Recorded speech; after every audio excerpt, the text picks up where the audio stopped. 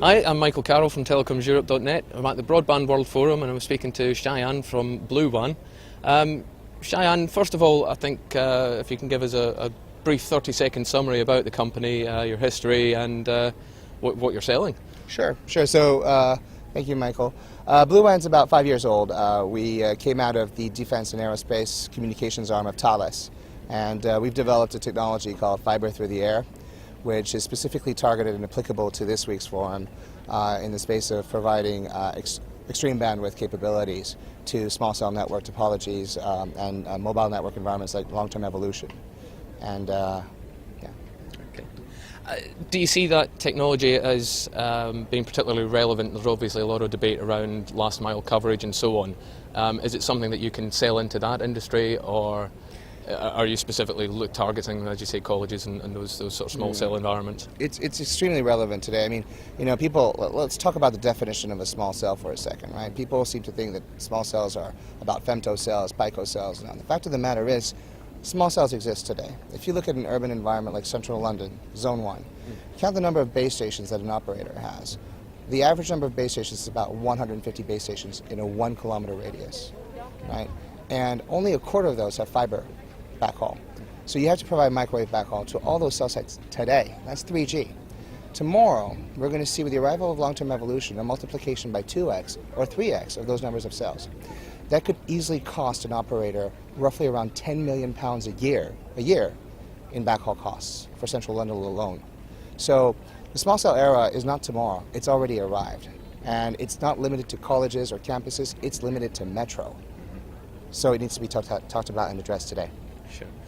Are you finding it a tough sell, though? I mean, again, it's a technology, as you mentioned. People always think of femtocells and so on, and very much a consumer-oriented solution. Are you finding this a tough sell at an event like this, or are the people here quite well educated and quite well aware of it and receptive to it? It's a very good question. I mean, traditionally, the forum has been privileging wireline and fixed broadband angles, so fiber GPON or DSL, VDSL. This is the first time in the event's inception that we're actually seeing dedicated tracks for wireless as an option. And I think there's an evolution that's happening in the minds of fixed line operators that their networks are no longer just going to be limited to a fixed remit. They are going to have to look at access evolution, and part of that is going to be broadband wireless access and leveraging new technologies like LTE to attain their coverage objectives. So there is a certain sort of increased awareness on these technologies and a higher degree of receptibility to those kinds of solutions, absolutely. Yeah, it does seem to be something that's discussed a little more in the keynotes this morning and Absolutely. so on, about a sort of much more integrated approach to sort of providing the broadband and so on. Yeah. You mentioned earlier that this is a great thing, for campuses, metro areas and so on. Is it something that can also roll out into rural areas? Are there benefits for that? Because again, this is a sort of key issue of the event so far. The rural question is always going to be at the top of people's minds here, right? And not just rural in terms of mature markets, but we got to look at rural or emerging markets. And the differences are astonishing. I mean, you take into account things like power, bandwidth, of course, cost per gigabit. And the cost per gigabit is going to be key in order to achieve ubiquitous broadband worldwide.